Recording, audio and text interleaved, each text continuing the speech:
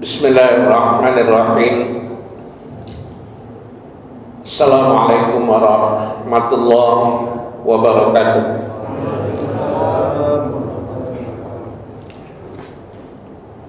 Alhamdulillahi wahdah, wassalatu wassalamu ala rasulillah wa ala alihi wa ashabihi wa mawala. Asyhadu an la ilaha illallah wahdahu la syarikalah wa la na'budu illa iyyahu mukhlishina lahuddin wa hunafa. Bapak-bapak, ibu-ibu, saudara-saudara jamaah subuh yang dimuliakan oleh Allah Subhanahu wa taala.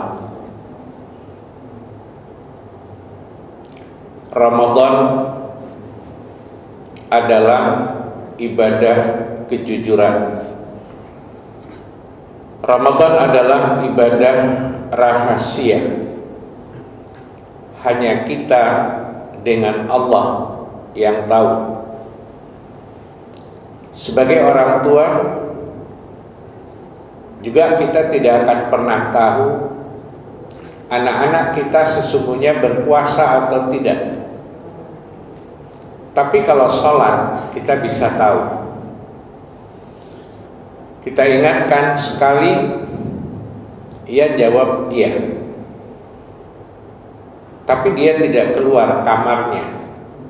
Padahal di kamar tidak ada toilet atau tempat berwudu. Kita bangunkan selanjutnya jawabannya iya.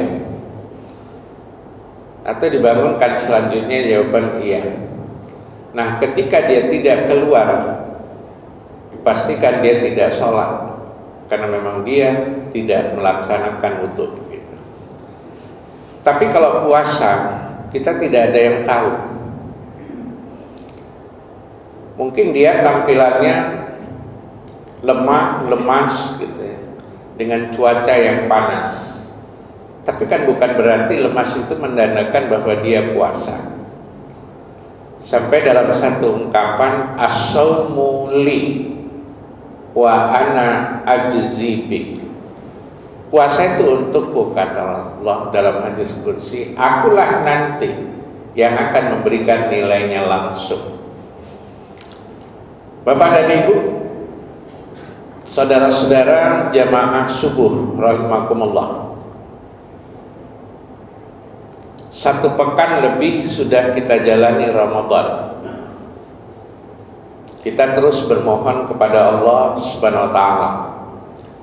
Semoga Ramadan yang telah kita sempurnakan, Allah beri nilai yang terbaik dengan keikhlasan, dengan dasar iman, dengan dasar ihtisab, hanya mengharap ampunan dan ridha dari Allah Subhanahu wa taala. Terus bermohon kita kepada Allah agar diberi kekuatan, dijauhkan dari wabah dan musibah, sehingga Ramadan pada tahun ini kita akan bisa lebih khusyuk mengisi hari-hari Ramadan, mengisi malam-malam Ramadan dengan lebih tenang, dan kita lebih sungguh-sungguh. Apakah memang Ramadan tahun depan kita masih bisa sampai, atau juga Ramadan tahun ini bisa kita sempurnakan atau tidak? Karena Bapak dan Ibu kita yang hadir pada hari ini, pada subuh hari ini, tidak ada yang pernah tahu pada usia berapa Allah wafatkan kita, dengan sebab apa Allah wafatkan kita, di tempat mana Allah wafatkan kita. Tapi kita terus mohon kepada Allah diberi kekuatan iman dan kesabaran, istiqomah dalam ketaatan, sehingga kita akan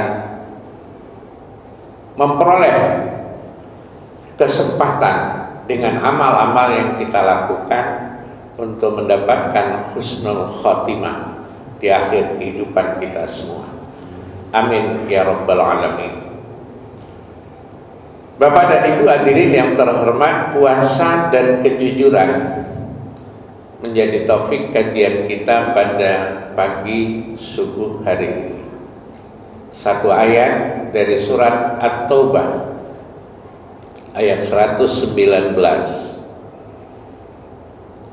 Allah berfirman, A'udzu billahi minasy syaithanir rajim. Ya ayyuhalladzina amanu taqullaha wa kunu ma'as shadiqin. Wahai orang-orang yang beriman, takwalah kamu kepada Allah. Jadilah kamu bersama orang-orang yang jujur. Jadilah kamu bersama orang-orang yang benar. Benar dalam hal apa? Atau jujur dalam hal apa?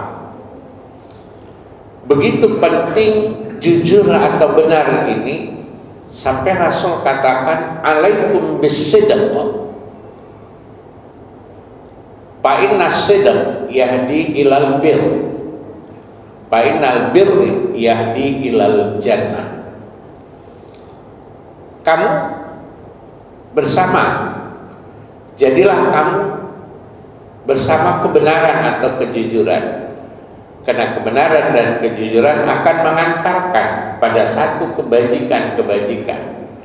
Kebajikan atau kebaikan-kebaikan itu akan mengantarkan pada surga yang Allah janjikan.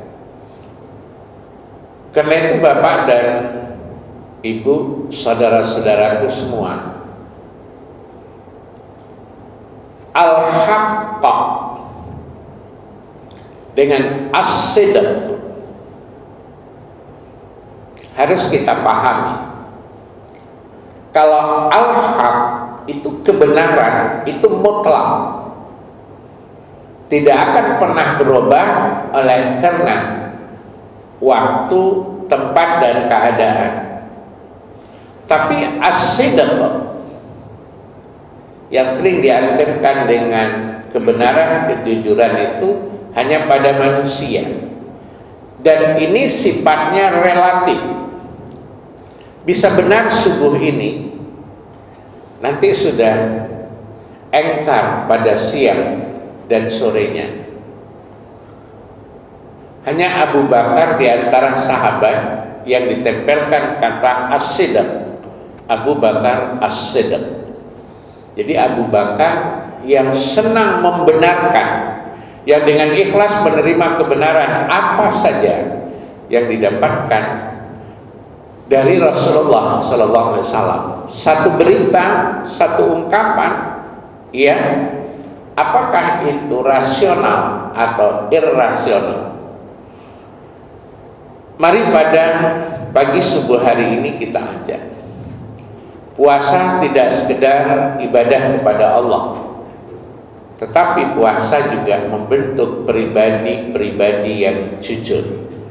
Karena memang hanya kita dengan Allah yang tahu kita sedang beribadah puasa atau tidak.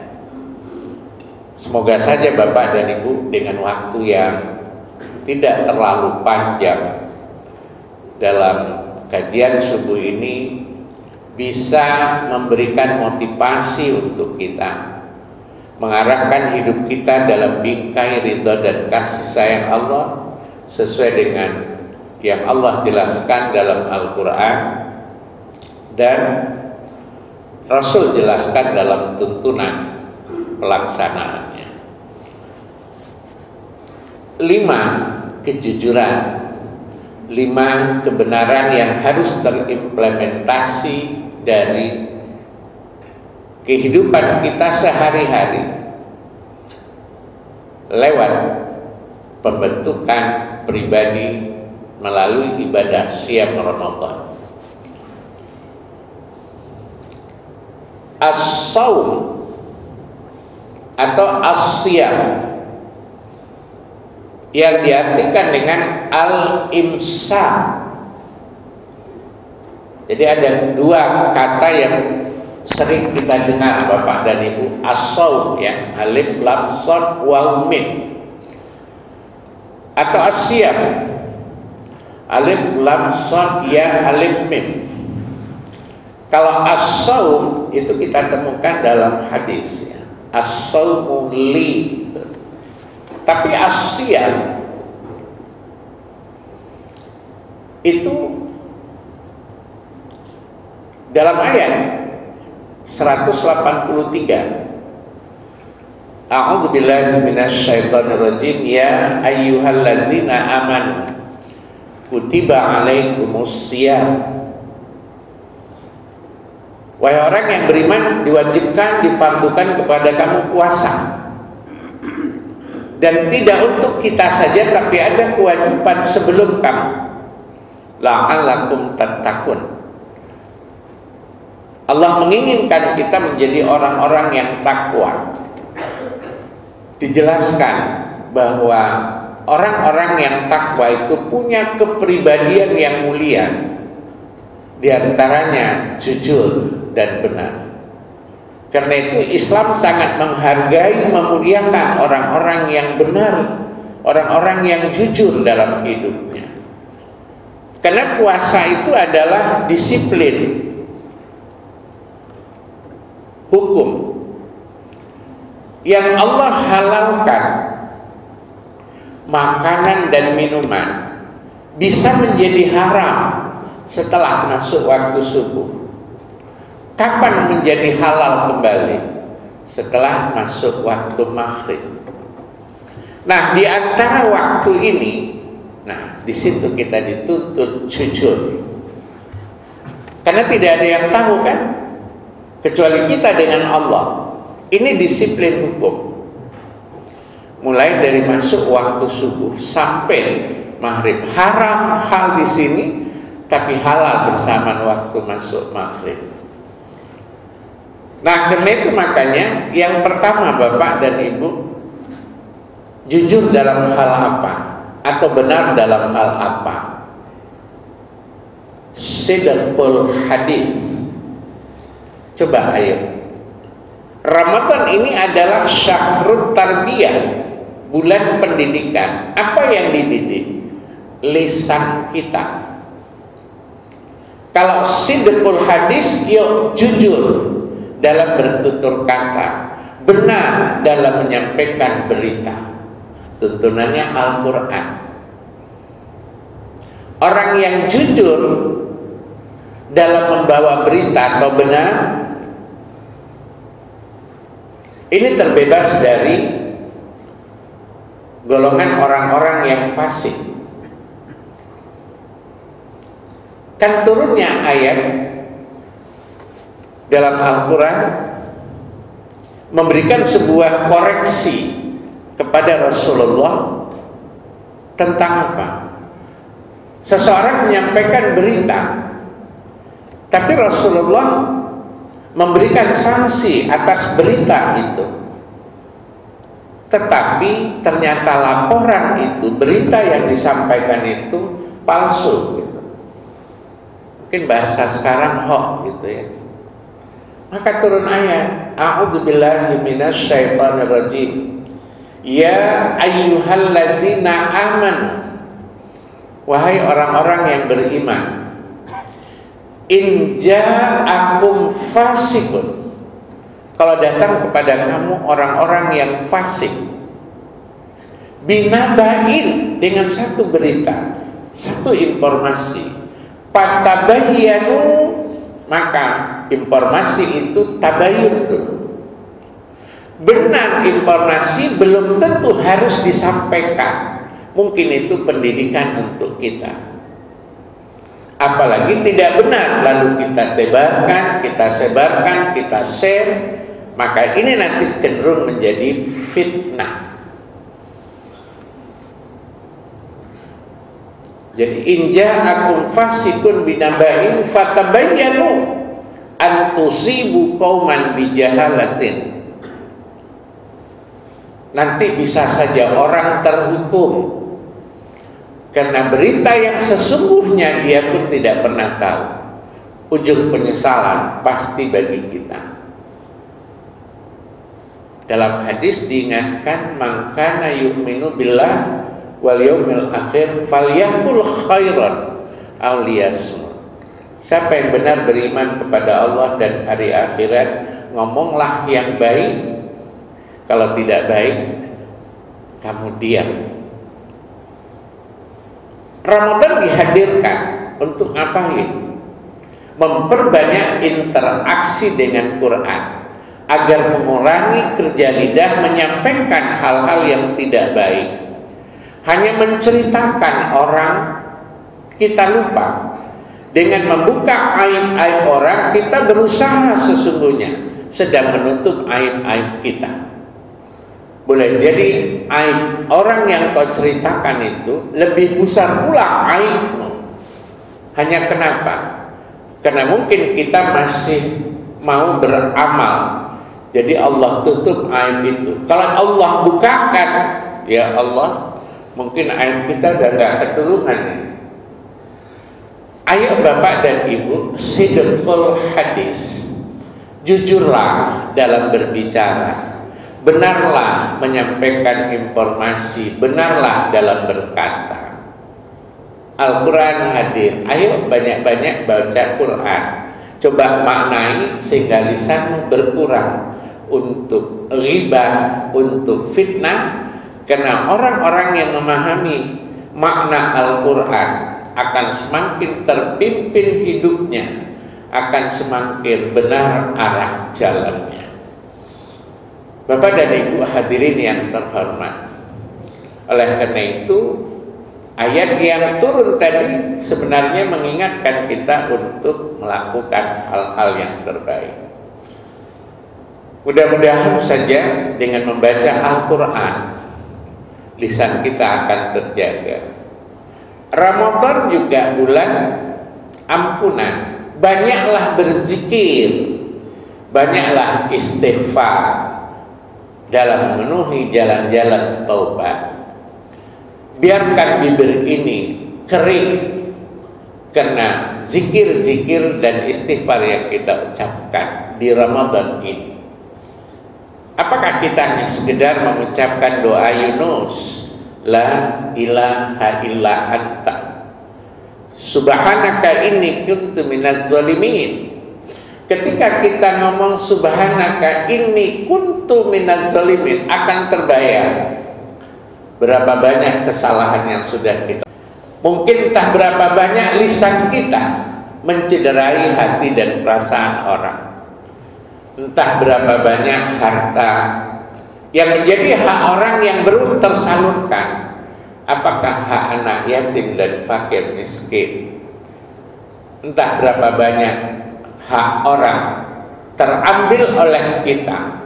Maka momennya adalah memperbanyak istighfar agar kamu bisa menata hati, berbenah diri dalam bulan Ramadan ini. Implementasinya nanti.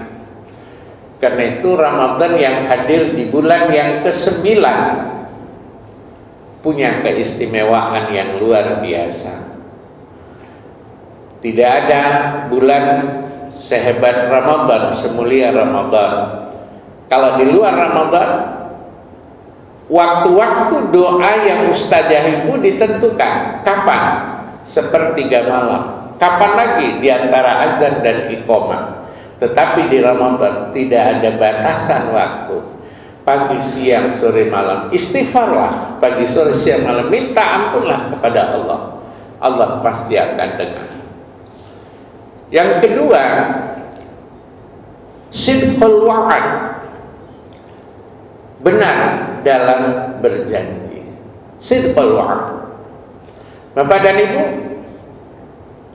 asyhadu alla ilaha illallah wa asyhadu anna Muhammadar Rasulullah, itu adalah agreement bersama kita.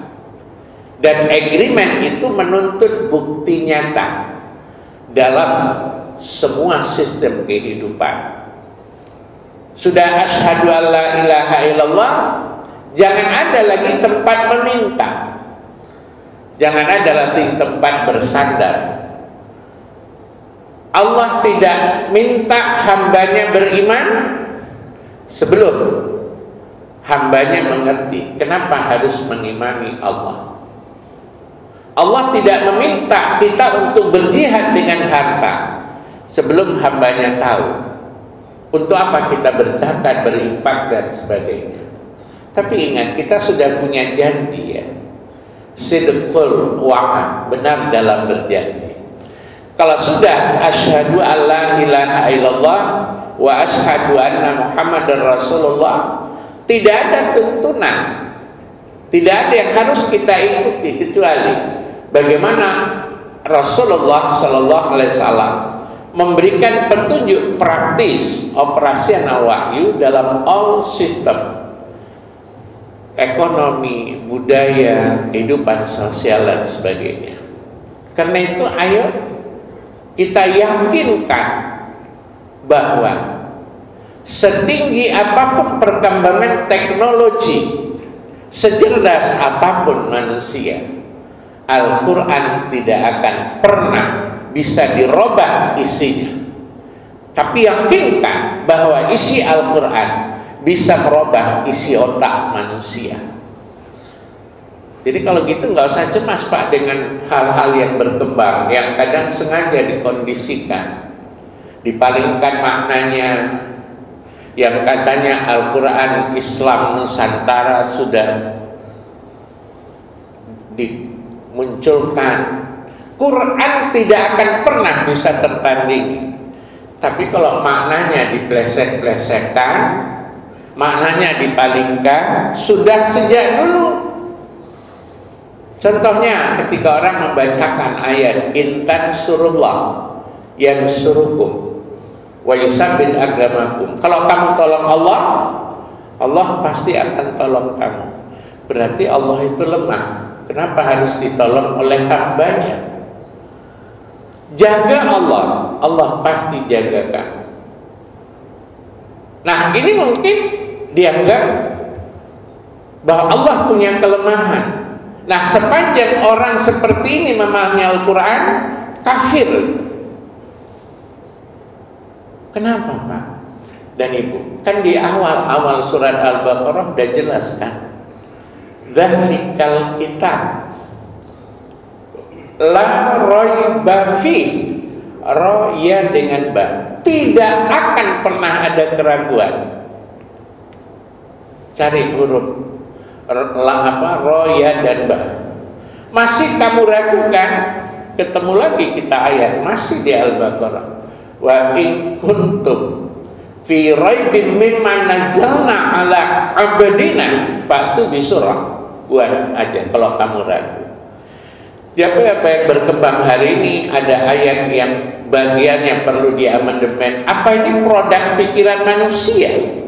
Berarti belum jujur kita dalam hidup ini, belum benar iman kita mungkin. Bapak dan Ibu, saudaraku semua, timbul pertanyaan, apakah Al-Quran ini bagian dari makhluk Allah?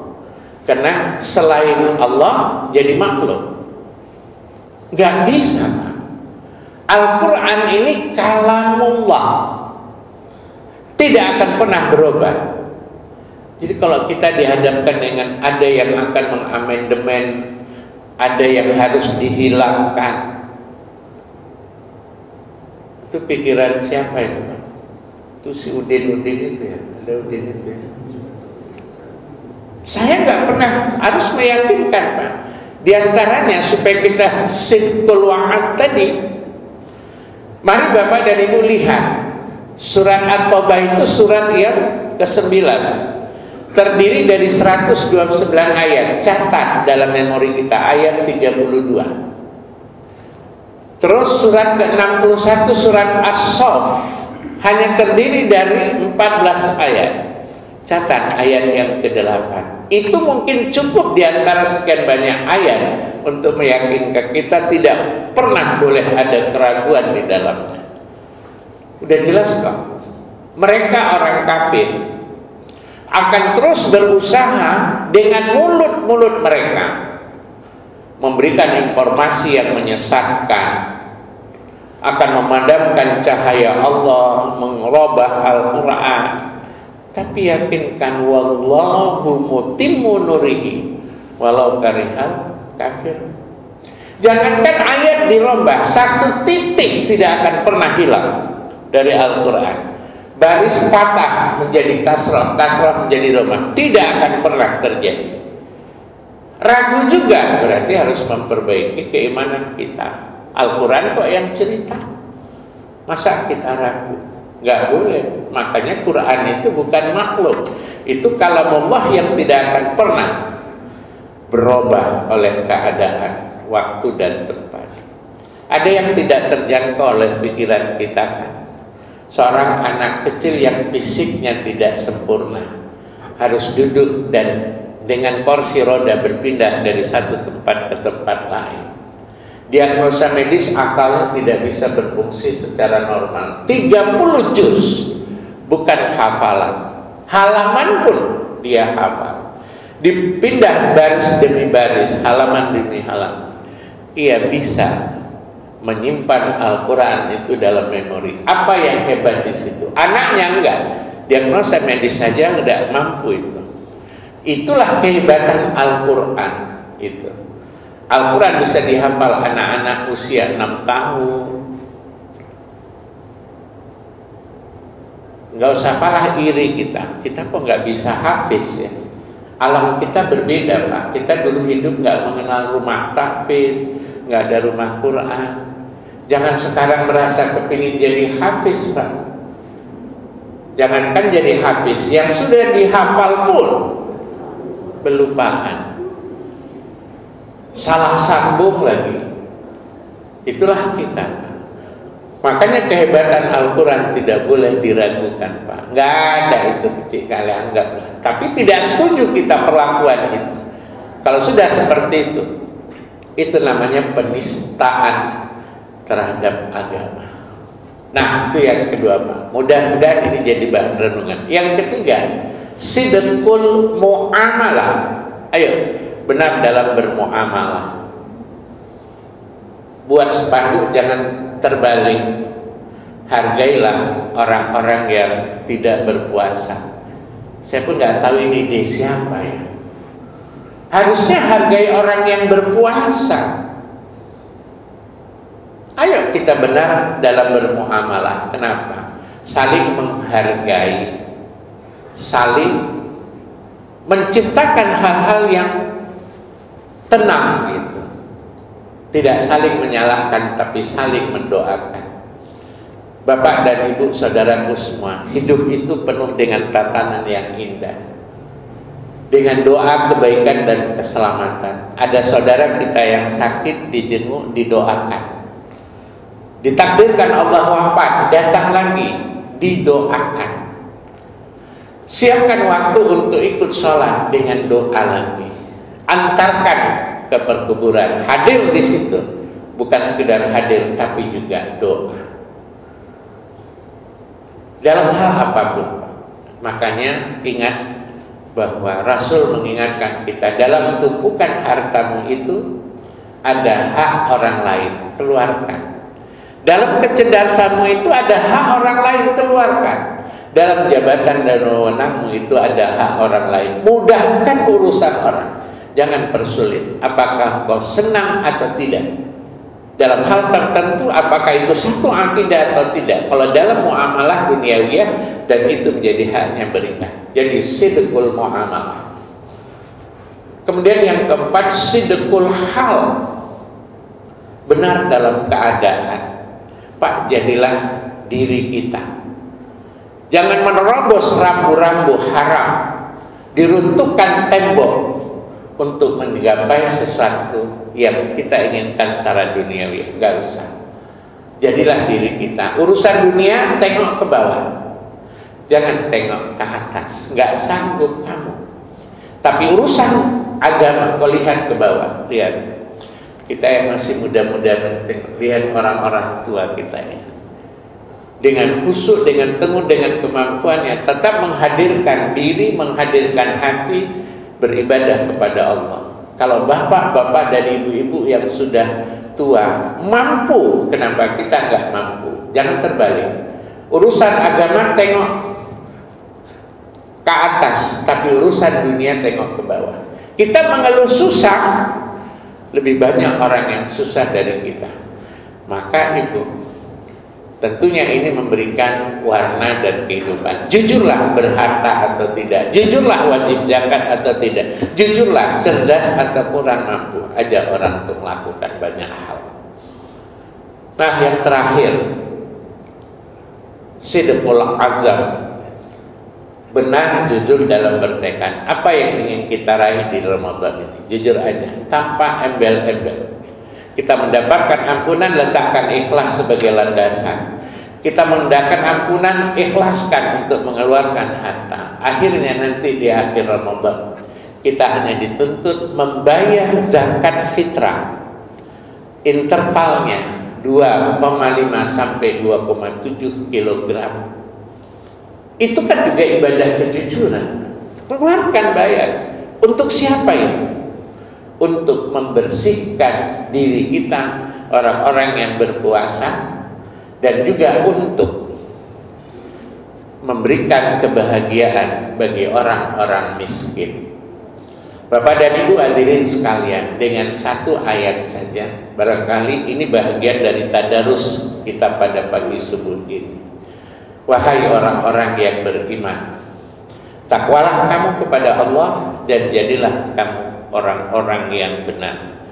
Jadilah orang-orang yang jujur. Semoga kita bisa jujur pada 5 hal, 5 keadaan jujur benar dalam apa yang sudah kita uraikan. Tidak ada kata kecuali zolam tu nafsi zulmah kasira. Ya Allah, terlalu banyak sudah kami menjami diri kami, entah karena lisan kami, entah karena rasa kami, entah karena pendengaran, penglihatan juga. Semoga saja Ramadan yang kau hadirkan ini dapat kami manfaatkan dengan kejujuran mengisi hari-harinya, memperbanyak tadarus Al-Quran, memperbanyak istighfar, dan akhirnya memperbanyak infak dan sedekah. Semoga Allah Subhanahu wa Ta'ala menerima ibadah kita, menambah semangat dan kehusukan kita menjalani hari-hari ke depan, baik Ramadan dan malam-malamnya.